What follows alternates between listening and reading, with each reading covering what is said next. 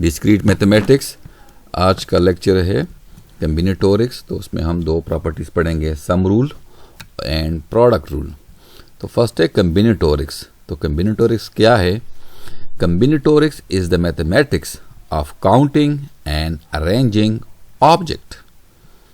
Counting of object with certain properties mean enumeration is required to solve many different type of problems. Some example or counting is used to determine number of order or unorder arrangement of object, यानी कि order arrangement अगर तरतीब से हो या तरतीब के बगैर हो। दूसरा, generate all arrangement of a specified kind which is important in computer simulations. Third, compute probability of different events. And fourth one, analyze the chance of winning games, lotteries, etc. तो फर्स्ट हम पढ़ेंगे sum rule.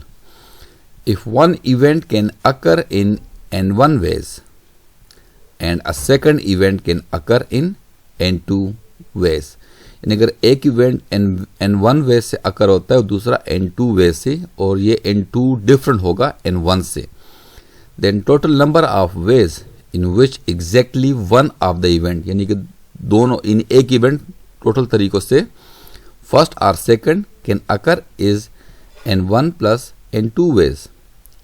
अगर एक event n1 veg से अकर होता है दूसरा n2 ways से, तो total number of ways in which exactly one of the event occur is n1 plus n2। तो इसको जरा समझते हैं एग्जाम्पल से। Suppose there are 7 different optional courses in computer science and 3 different optional courses in mathematics. तो यहाँ पे अगर 7 ऑप्शनल कोर्सेज है कंप्यूटर साइंस के, तो उसको मैंने नेम दिया है C1, C2 up to C7, और 3 मैथमेटिक्स के कोर्सेज हैं, इसको मैंने नाम दिया है M1, M2 और M3। अगर कोई स्टूडेंट कोई एक कोर्स लेना चाहता है तो उसके पास कितने ऑप्शन हैं? 7 कोर्सेज ये हैं और 3 कोर्सेज ये हैं, तो उसके पास 10 चॉइस है एक स्टूडेंट के पास कि वो उनमें से एक ऑप्शनल कोर्स ले ले। एक और एग्जांपल देखते हैं। A student can choose a computer project from one of the 3 list. The 3 lists contain 23, 15 and 19 possible project respectively।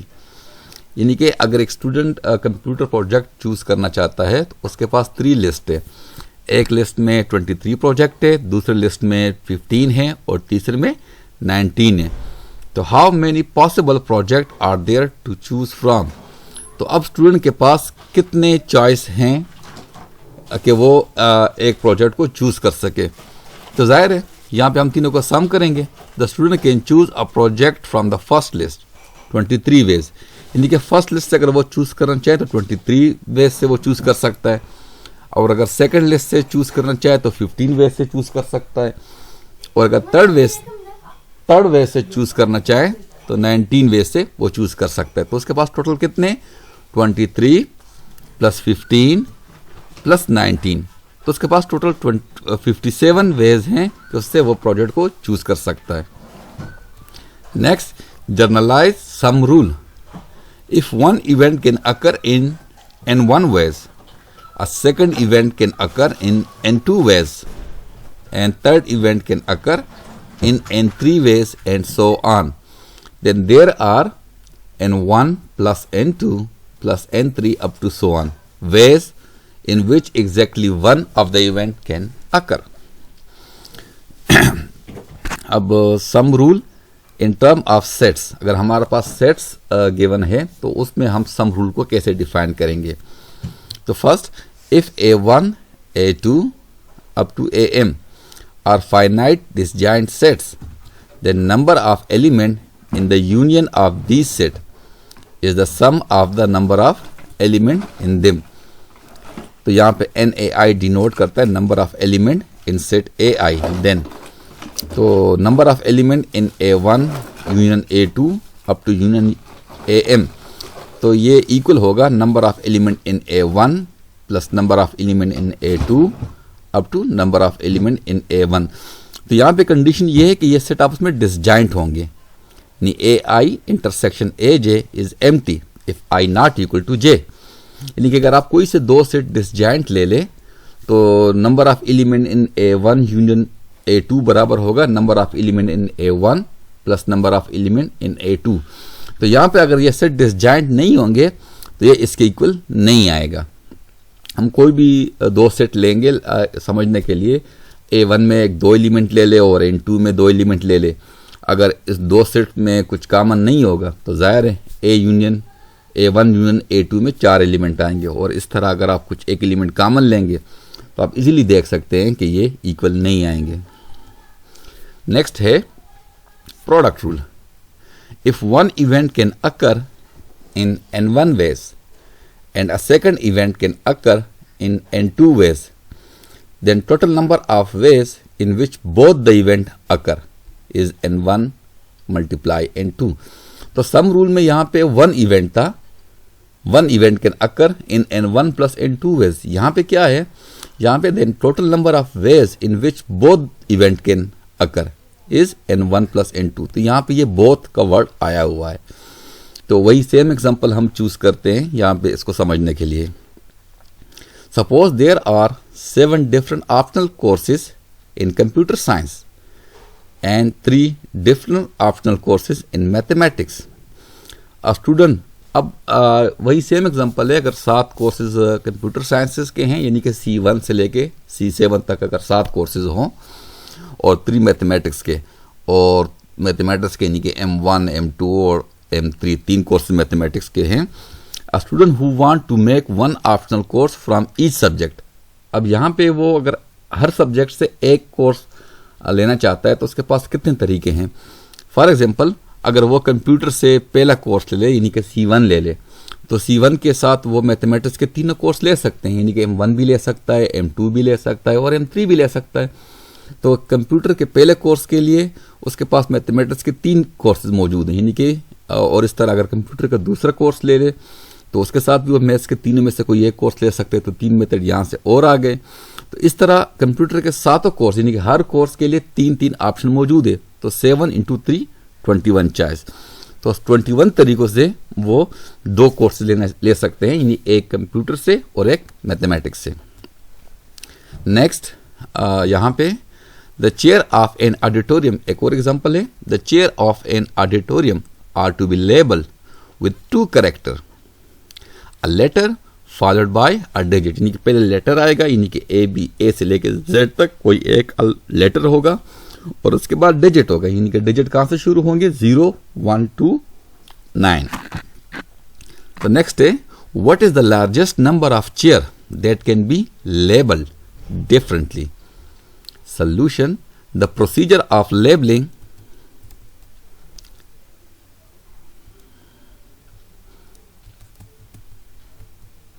The procedure of labeling a chair consists of 2 events, namely, पहला क्या होगा, assigning one of the 26 letter, यानी कि पहला letter क्या है, alphabet है, digit है A से लेके Z तक, और दूसरा क्या है 10 डिजिट यानी कि 0 से लेके 9 तक। अब कितने तरीकों से वो चूज कर सकता है। फॉर एग्जाम्पल, अगर पहले चेयर को वो A रखे तो A के बाद दूसरा वो इनमें से कोई एक डिजिट ले सकता है, यानी कि A के लिए 10 ऑप्शन है, इस तरह B के लिए 10 ऑप्शन है, C के लिए 10 ऑप्शन है। तो ये टोटल कितने हैं 26, और 26 टोटल है और हर एक के लिए 10 ऑप्शन है, तो जस्ट मल्टीप्लाई होंगे तो 260 डिफरेंट वेज से वो चेयर को लेबल कर सकते हैं। अब है generalise product rule. If some event can occur in N1 different ways and if following this event a second event can occur in N2 different ways, and following this second event a third event can occur in N3 different ways, and so on. The number of ways all the event can occur in the order indicated is this. Simple multiply करेंगे तो अब sum rule की तरह हम product rule को भी set के form में ज़रा डिफाइन करते हैं कि अगर सेट हो तो कैसे हम उसको लिखते हैं। If A1, A2 up to AM are finite sets, then number of element in the Cartesian product of these set is the product of the number of element in each. If NAI denote number of element in the set AI, then this equal to this symbol. यानी कि जब हम relation define कर रहे थे तो वहाँ पे हमने देख लिया था कि A cross B Cartesian product, अगर हमें कोई दो सेट गिवन है A और B, तो उसके हम कार्टेशियन प्रोडक्ट अगर फाइंड कर लेते हैं तो number of element in Cartesian product is equal to number of element in A into number of element in B। यानी अगर यहाँ पे अगर दो सेट में ले लूँ A1 और A2, अगर A1 में 2 एलिमेंट हो और A2 में 3 एलिमेंट हो और मैं कार्टेशियन प्रोडक्ट फाइंड करूंगा तो उसमें कितने एलिमेंट आएंगे, 2 इंटू 3 6। और यहाँ पे एक और बात ज़रूरी है कि यहाँ पे सेट्स का डिसजॉइंट होना ज़रूरी नहीं है। Next example, find the number of n ways that an organization consists of 15 number can elect a president, a treasurer and a secretary, assuming no person is elected to more than one position। यानी कि एक organisation है, उसमें total 15 persons हैं, तो उसमें से हमने 3 पोजीशन को इलेक्ट करना है। पहला है प्रेसिडेंट, दूसरा है ट्रेजर एंड तीसरा है सेक्रेटरी। और यहाँ पे कंडीशन ये है कि एक बंदा एक पोजीशन से ज़्यादा पे इलेक्ट नहीं हो सकता। तो अब इसको ज़रा सॉल्व करते हैं। The president can elect in 15 different ways, यानी कि पहले हम प्रेसिडेंट को इलेक्ट करना चाहते हैं तो जाहिर है वो 15 पर्सन में से कोई एक पर्सन बन सकता है, तो 15 डिफरेंट ऑप्शन मौजूद है कि कोई एक प्रेसिडेंट इलेक्ट हो जाए। Following this treasure can be elect in 14 different ways. अब एक पोजीशन तो इलेक्ट हो गया प्रेसिडेंट, तो वो तो निकल गया, तो बाकी 14 में से हमने इलेक्ट करना है ट्रेजर। अब यहाँ पे 15 क्यों नहीं आएगा, अगर यहाँ पे हम 15 लिखते हैं तो यहाँ पे ये केस आएगा कि वही प्रेसिडेंट दोबारा ट्रेजर इलेक्ट हो जाए। तो चूंकि कंडीशन है कि एक पर्सन एक से ज़्यादा पोजीशन पे इलेक्ट नहीं हो सकता, तो जो प्रेसिडेंट है वो निकल जाएगा, तो बाकी 14 मेंबर बच जाएंगे, उनमें से ट्रेजर हम इलेक्ट करेंगे। और इसी तरह अगर दोनों इलेक्ट हो जाए, यानी कि प्रेसिडेंट और ट्रेजर, तो 15 में से 2 निकल जाएंगे, तो बाकी हमारे पास 13 पर्सन रह जाएंगे, 13 मेंबर रह जाएंगे कि वहाँ से हम सेक्रेटरी को इलेक्ट करेंगे। तो टोटल हमारे पास कितने वेज आ गए, 15 इंटू 14 इंटू 3, यानी कि 15 तरीक़ों से हम प्रेसिडेंट को इलेक्ट करेंगे। अब प्रेसिडेंट इलेक्ट हो गया, बाकी 14 मेंबर रहेंगे, उनमें से हमने ट्रेजर को सेलेक्ट करना है। अब 2 पोजीशन निकल गए, तो हमारे पास 13 पर्सन रह जाएंगे, उनमें से हमने एक सेक्रेटरी को इलेक्ट करना है। तो टोटल नंबर ऑफ वेज कितने होंगे, 2730। यानी इतने तरीक़ों से हम इन 3 पोजीशन को इलेक्ट करवा सकते हैं। फाइनल एग्जांपल है अ बिट स्ट्रिंग। तो बिट स्ट्रिंग हमारे पास ये बाइनरी डिजिट्स के होते हैं, यानी कि इसमें से 0 और 1 आ सकते हैं। A bit string is a sequence of zeros and 1। How many bit string are there of length 4, यानी कि लेंथ 4 के हमारे पास कितने बिट स्ट्रिंग होंगे। तो the solution, each bit binary digit is either 0 और 1।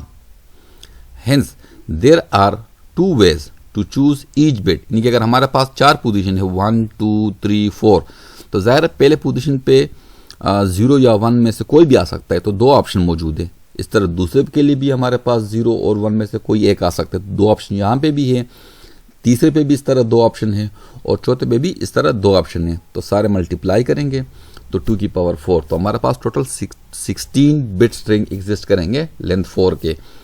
इस तरह अगर आपने 5 लेंथ के फाइंड करने हैं तो वो एक और 2 आएगा, 2 की पावर 5 हो जाएगा।